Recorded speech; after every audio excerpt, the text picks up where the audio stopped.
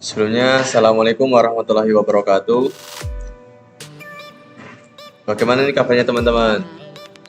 Dan di sini dengan saya Muhammad Abidul Fahmi, saya ingin berbagi informasi tentang metode-metode dalam pengelasan. Mungkin untuk mempersingkat waktu kita langsung saja. Pada umumnya metode-metode yang digunakan itu yang pertama ada SMAW, Shared Metal Arc Welding, dan GTAW, Gas Tungsten Arc Welding, dan GMAW, Gas Metal Arc Welding. Kemudian ada SAW, Submerged Arc Welding.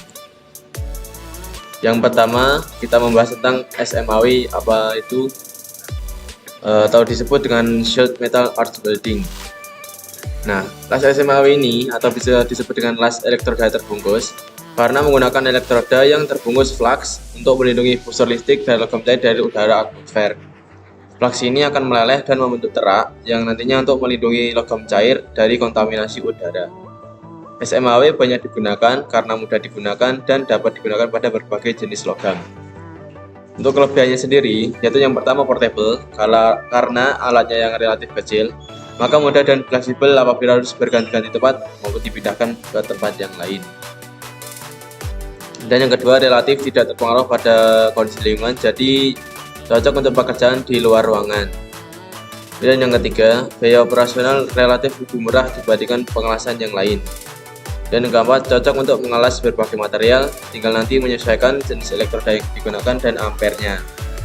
Dan untuk kekurangannya sendiri, yang pertama, sering mengganti ulang elektroda apabila sudah habis karena sifatnya yang consumable electrode, jadi perlu waktu untuk mengganti ulang elektrodanya. Dan pengelasan menghasilkan slag atau terak sehingga memerlukan waktu untuk membersihkannya. Jadi setiap kali selesai untuk mengelas, kita membersihkan teraknya terlebih dahulu untuk ditambahi las berikutnya. Dan kualitas las tergantung pada skill operator dan adanya splatter atau percikan lebih banyak, jadi kurang rapi dibandingkan pengelasan GTAW dan GMAW. Kemudian yang kedua ada metode GTAW, Gas Tungsten Arc Welding. Untuk las GTAW itu bisa dikenal juga dengan las TIG, Tungsten Inert Gas, merupakan pengelasan yang menggunakan elektroda tungsten yang tidak dapat meleleh maupun bukan tidak tapi titik lelehnya tinggi untuk menghasilkan buffer listrik.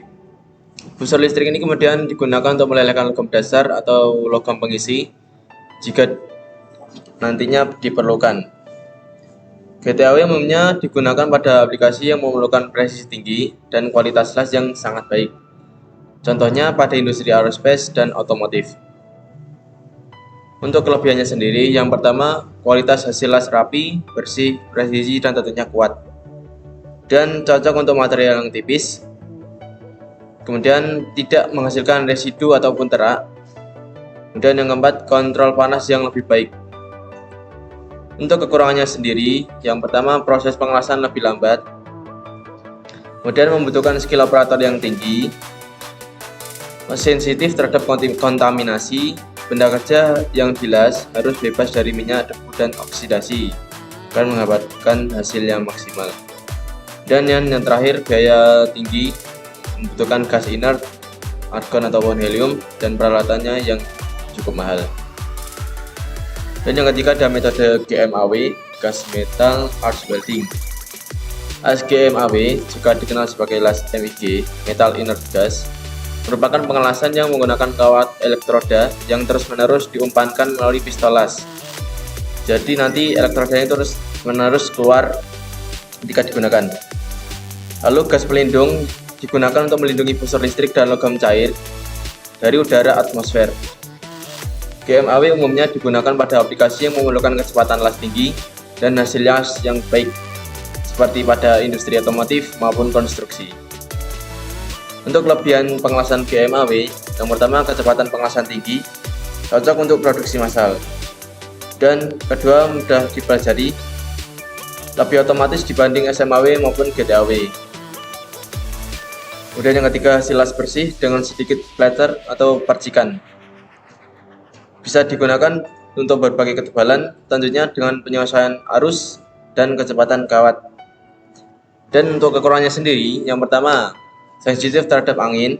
Gas pelindung bisa terbawa angin jika digunakan di luar ruangan. Jadi untuk GMAW sendiri ini tidak cocok untuk digunakan di luar ruangan. Dan yang kedua, biaya gas dan kawat lebih tinggi dibandingkan dengan metode SMAW. Kemudian tidak cocok untuk material yang sangat tipis karena terdapat risiko burn trucks yang lebih tinggi. Kemudian yang metode keempat yaitu SAW, Submerged Arch Welding atau las busur terendam. Las ini menggunakan busur listrik yang terendam dalam flux granular yang bentuk flux itu sendiri seperti butiran seperti pasir yang berfungsi untuk melindungi busur listrik dan logam cair dari udara atmosfer. Flux ini kemudian dapat digunakan kembali setelah proses las selesai, jadi sisa flux yang digunakan itu nanti masih ada sisanya, bisa digunakan lagi untuk pengeset selanjutnya. Metode ini umumnya digunakan pada aplikasi yang memerlukan ketebalan material yang besar dan hasil las yang sangat baik. Contohnya pada industri perkapalan dan konstruksi baja. Untuk kelebihan pengelasan SAW sendiri, yaitu yang pertama, kecepatan sangat tinggi. Cocok untuk las panjang, contohnya untuk pipa, untuk kapal, maupun struktur baja.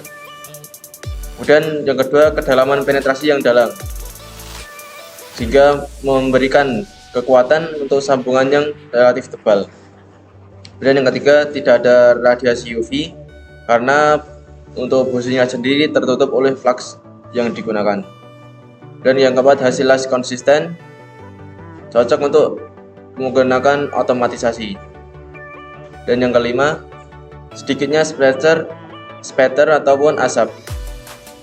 Jadi bernama untuk lingkungannya menjadi lebih bersih dan nyaman untuk pelaksanaan. Untuk kekurangannya sendiri, yang pertama, hanya untuk posisi datar atau horizontal. Jadi untuk pengelasan SAW sendiri tidak untuk vertikal karena itu nanti dirancang untuk posisi datar karena memakai roda untuk jalannya. Kemudian tidak fleksibel seperti SMAW maupun GMAW karena juga untuk alatnya sendiri relatif besar. Dan butuh banyak persiapan, harus menyiapkan flux dan jalur las yang panjang. Dan yang ketiga, tidak cocok untuk material tipis. Biasanya untuk pengelasan SAW ini untuk baja yang tebal, lebih dari 5 mm.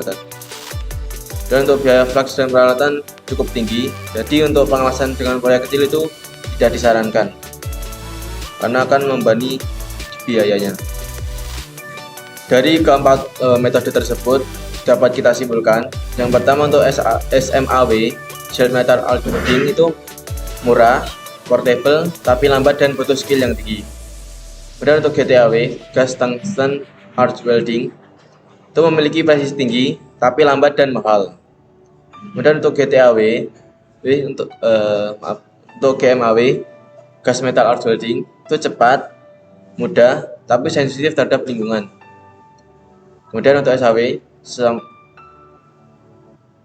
Submerged Arch Welding, itu efisien untuk las tebal dan panjang, tetapi tidak fleksibel dan hanya bisa untuk las horizontal.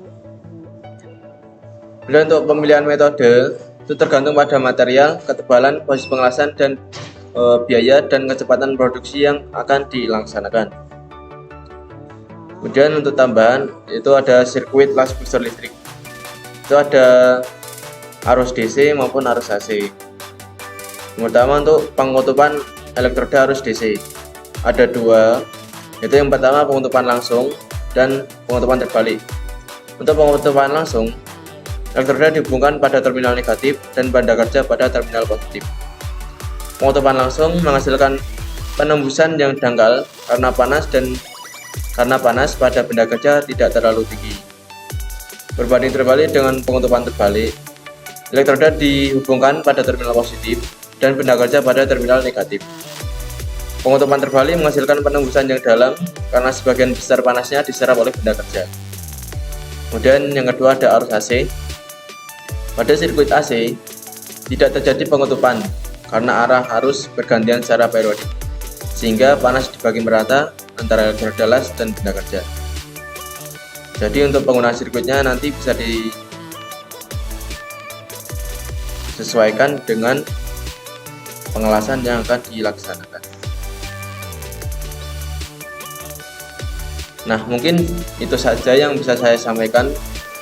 Mungkin sedikit informasi ini bisa untuk menambah ilmu yang kita miliki. Mungkin dari saya cukup itu. Apabila ada salah kata, saya pribadi mohon maaf yang sebesar-besarnya.